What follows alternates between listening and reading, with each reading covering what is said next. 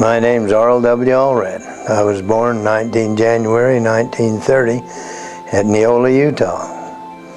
My parents were James Wesley Allred, my father, and my mother was Fern Marie Mitchell Allred. Mother's father was Daniel F. Mitchell, and my grandmother Mitchell was Eliza Pace Mitchell. Well, my grandfather Mitchell, and of course the whole Mitchell family, they were all fleet of foot.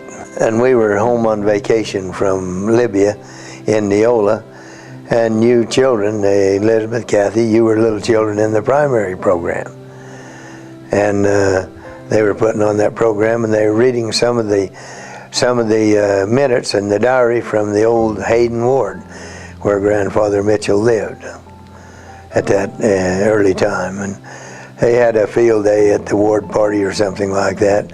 And so they had a foot race, and Grandfather Mitchell, he was kind of a portly gentleman, but he entered, they had him entered in whatever division that was, and he won. Well, they didn't think that was a particularly fair start, but they were reading the minutes, and it said, Fat Danny Mitchell won. Then they ran it over, and Fat Danny Mitchell won again. You know, and he was kind of short-legged, so in driving his car, why, with his stomach getting in the way a little bit, why, he'd put his handkerchief here so the steering wheel wouldn't rub on his belly. I don't know how he survived so long running up and down the road like he did. He was a terrible driver. And but anyway, he was in the state legislature for 12 years, represented eastern Utah there.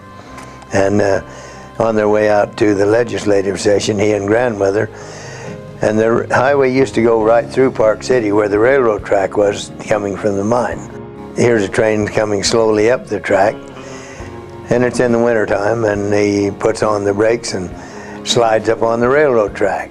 Well, the train hits him and packs him down the track about 150, 200 feet, I think, as I remember. And and then the car fell off the cow catcher on the front of the train, and it was on grandmother's side, you know, of the car. And it caved the car in there and broke her ribs and what have you. But it was so amusing. I'd ridden with him many times, and Granddad would be riding along, driving here, and if he saw just even a little wet spot in the road, damn it, Ma, you know.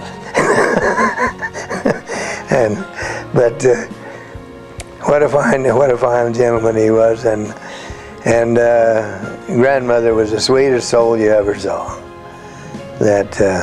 She was the sweetest soul you ever saw.